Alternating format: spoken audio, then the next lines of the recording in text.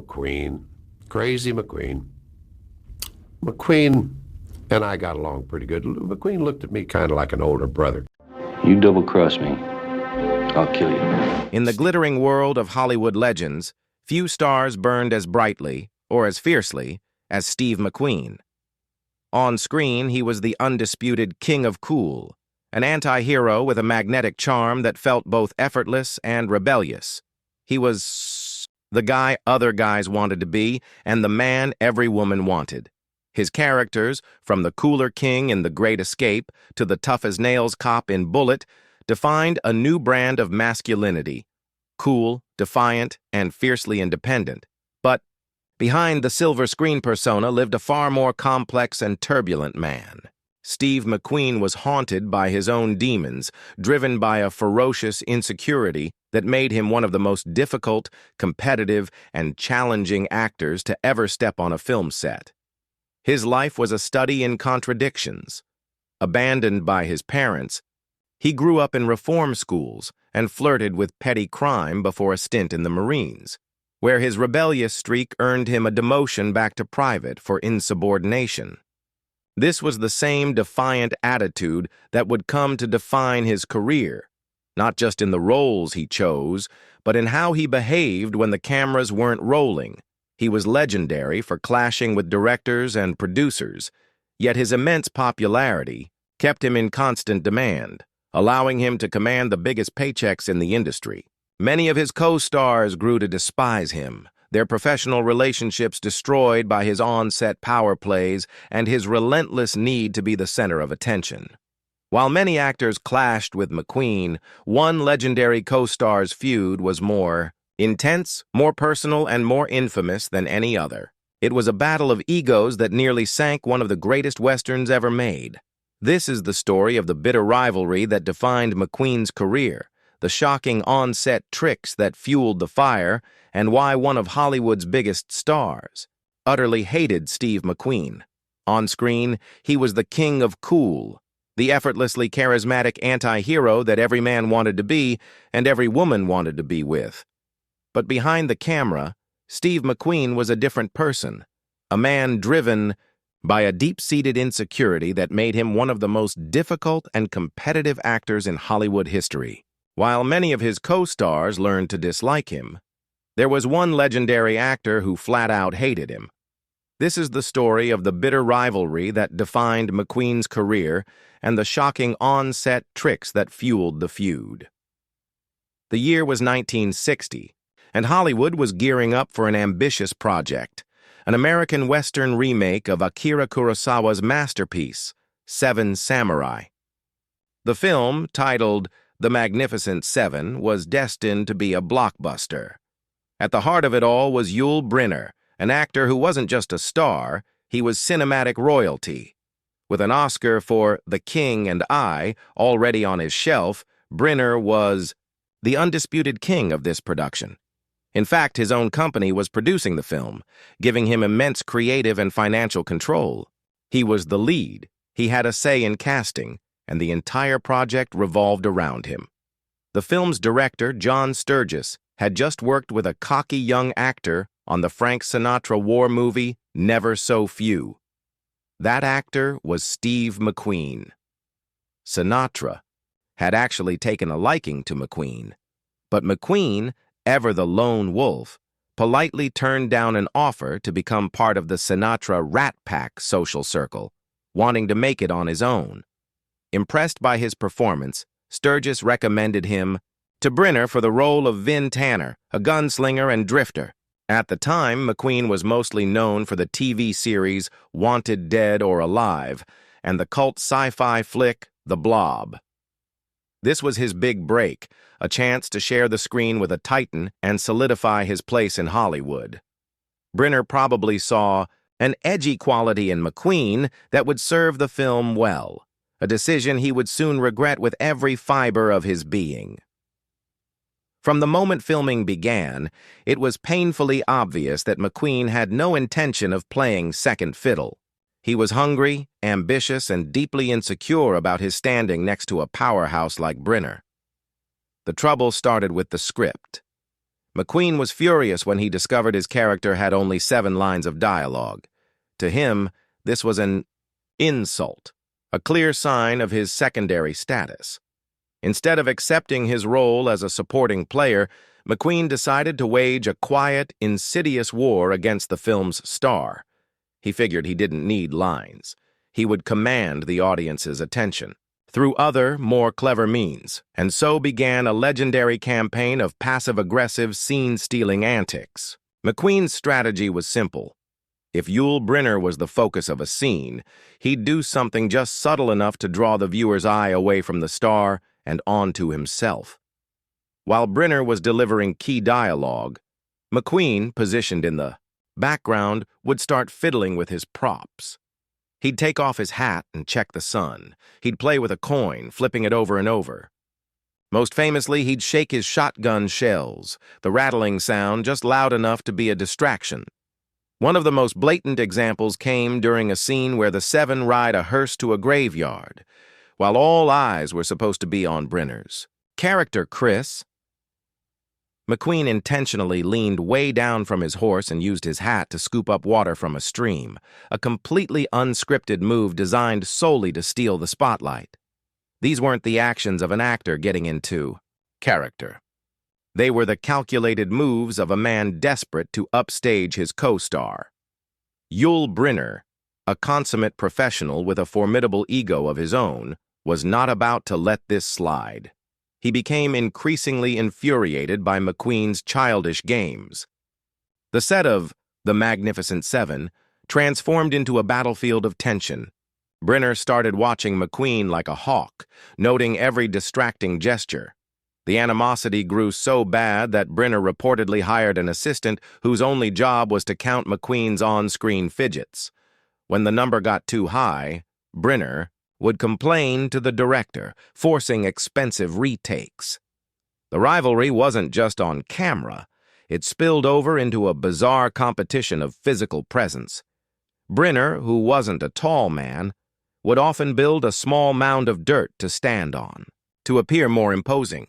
McQueen, knowing this, would make a point of walking past and kicking the mound over, a petty act of disrespect that enraged Brynner. McQueen also complained that Brynner's ivory-handled colt was too fancy and that his horse was bigger than everyone else's. When someone pointed out that other actors had even larger horses, McQueen allegedly shot back, "I don't care about the others. It's Brynner's horse I'm worried about." The tension was suffocating. Co-star Eli Wallach later recounted the shotgun shell incident, and Robert Vaughn remembered McQueen's constant hostility toward Brynner. Soon, other actors, like Charles Bronson, started pulling their own attention-grabbing stunts to avoid getting lost in the chaos. Director John Sturges was horrified, realizing he was losing control of his cast. When newspapers got wind of the feud, Brynner, ever the statesman, issued a public denial. "I never feud with actors. I feud with studios." But behind the scenes, he despised McQueen's unprofessionalism. For Brynner, who had given McQueen his big break, the betrayal was both personal and professional. McQueen, for his part, felt completely justified. He later said, "I don't hate Brynner for being a star. I hate that he was so obvious about it. If you're the star, you don't need to announce it. Everyone already knows." The war on set left a permanent scar. Brynner never forgave McQueen and refused to work with him again. The story, however, has a poignant ending. 20 years later, in 1980, a 50-year-old Steve McQueen was dying from cancer. Facing his own mortality, he picked up the phone and called Yul Brynner. In that final conversation, McQueen apologized for his behavior and thanked Brynner for casting him in the film that had made him a star. The feud that had raged so intensely finally ended, not with a bang, but with a quiet deathbed admission of regret. If the feud with Yul Brynner was a guerrilla war of upstaging, McQueen's rivalry with Paul Newman was a full-blown Cold War of status, money, and billing. This wasn't an up-and-comer challenging an established star. This was a clash of titans, two of the biggest actors of their generation. Their animosity simmered for years, culminating in one of the most infamous contractual battles in Hollywood history on the set of the 1974 disaster epic, The Towering Inferno. The rivalry's roots trace back to 1969's Butch Cassidy and the Sundance Kid. McQueen was offered the role of the Sundance Kid, a part that seemed tailor-made for him. There was just one problem: billing. McQueen demanded top billing over Newman, who was already an Oscar-nominated heavyweight. The studio said no, and McQueen, unwilling to be number two, walked away from what would become an iconic film. The role went to Robert Redford, and the legendary duo of Newman and Redford was born, a fact that surely stung McQueen for years. By 1974, McQueen felt he had finally caught up to Newman. He was now the highest-paid actor in the world, when producer Irwin Allen offered him The Towering Inferno. McQueen saw his chance. He rejected the lead role of the architect, which went to Newman, and instead chose the showier role of the fire chief, Michael O'Halloran, believing it offered more heroic screen time. Then, the demands began.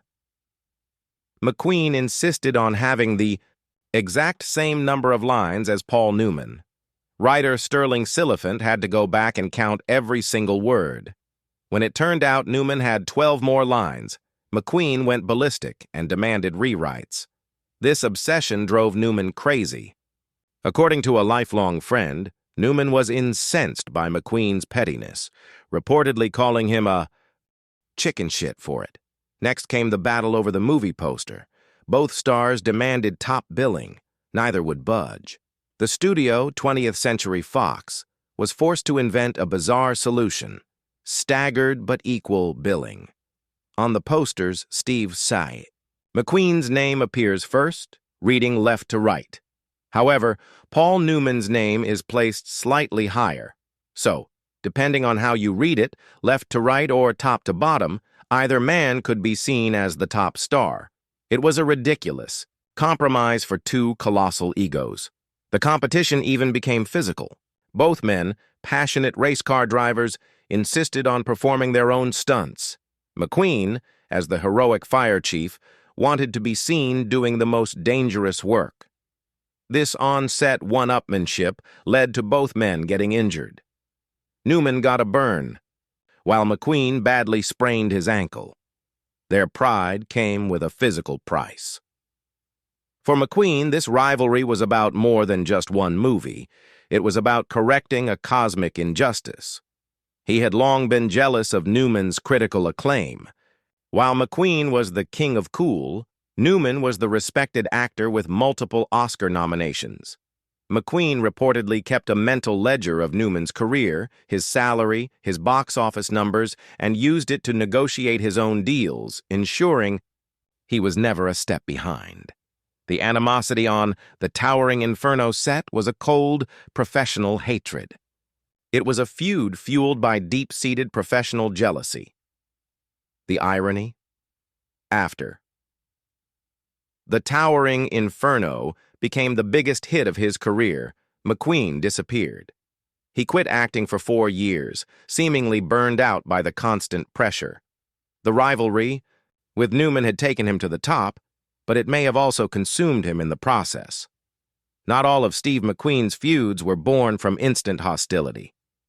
His falling out with James Garner, his co-star in the 1963 classic The Great Escape, was the story of a friendship destroyed by pure ego.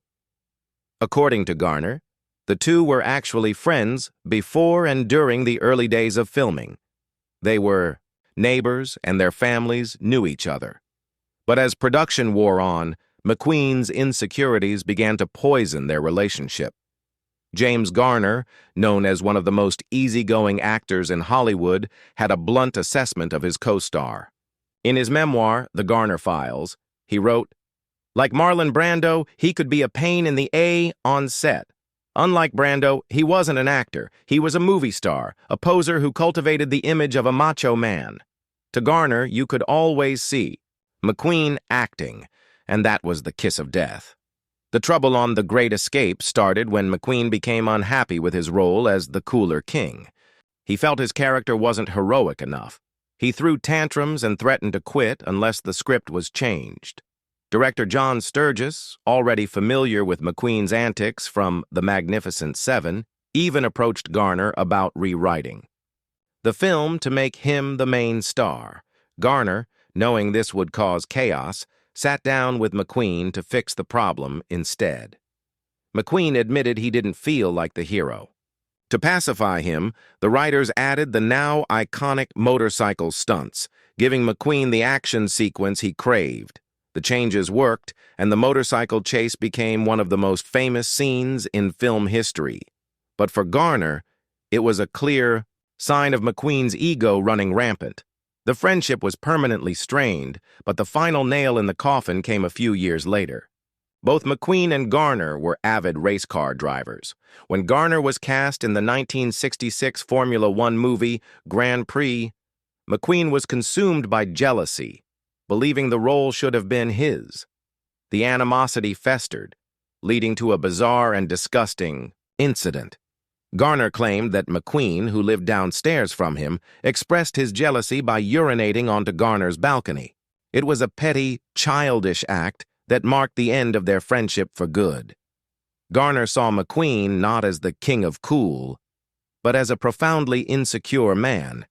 He believed McQueen saw every relationship as a hierarchy. One person had to be dominant. This worldview made genuine, equal friendship nearly impossible for him. These stories are just the tip of the iceberg when it comes to the feuds that defined Steve McQueen's career. If you're finding this look behind the curtain of classic Hollywood fascinating, do us a favor and hit that like button and subscribe. Don't forget to ring the notification bell so you never miss another story about the legends of the silver screen. Your support helps us keep digging. While his rivalries with men were about status, Steve McQueen's feud with Faye Dunaway on the set of 1968's The Thomas Crown Affair took on a shockingly mean-spirited and personal quality. The film was meant to be a sizzling romance between two gorgeous people, but behind the scenes the air was thick with hostility. The on-screen chemistry that critics praised was a masterclass in acting because off-screen they couldn't stand each other. The problems reportedly started with McQueen's bizarre and disgusting on-set behavior. According to set reports, he would deliberately eat garlic or refuse to brush his teeth right before a love scene with Dunaway.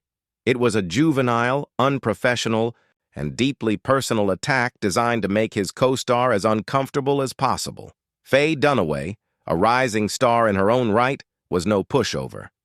She retaliated in her own way, causing set delays and insisting on countless retakes to frustrate McQueen and assert her own power. Their interactions devolved into a tit-for-tat war, with the crew caught in the middle of a toxic environment. The conflict wasn't just about personal digs. It was about power. McQueen allegedly used his clout to ensure the film's marketing materials heavily favored him. When Dunaway objected, he reportedly dismissed her concerns. For him, there could only be one star. His actions toward Dunaway weren't about professional competition like his feud with Newman. They were about a cruel streak that surfaced when his dominance was challenged. He simply couldn't share the spotlight, not even with his romantic lead. So what is Steve McQueen's legacy? It's a paradox, as complex and contradictory as the man himself. Decades after his death, he remains an enduring icon of style and rebellion, the king of cool, whose on-screen presence is still electric. His performances in films like Bullitt, The Great Escape, and The Sand Pebbles are timeless, showcasing a raw, unfiltered talent. Yet that same unfiltered nature made him a nightmare to work with. The troubled childhood that fueled his anti-hero persona also created a man riddled with insecurity and paranoia. He was a notorious womanizer and a heavy drug user, living life on the edge. His career is a trail of burned bridges and bitter rivalries. The feuds with Yul Brynner, Paul Newman, James Garner, and Faye Dunaway weren't isolated incidents. They were a pattern. He saw every co-star as a threat and every film set as a battleground. His behavior, from petty scene stealing to obsessive line counting, all stemmed from a desperate need to prove his worth, a wound from a childhood where he felt abandoned and unloved. He fought for the spotlight with a ferocity that alienated colleagues and destroyed friendships. As James Garner put it, McQueen was more of a movie star than an actor, a man so consumed with his own image that it often overshadowed the craft. In the end, Steve McQueen got exactly what he wanted. He became the biggest, highest-paid, and most in-demand star in the world. But the cost was immense. He lived a life of conflict, forever measuring himself against others and never seeming to find peace. His story is a cautionary tale about the corrosive nature of ambition and the profound loneliness that can exist at the very pinnacle of fame. He was and remains the King of Cool, a title he fought for, a persona he perfected, and a paradox he could never escape.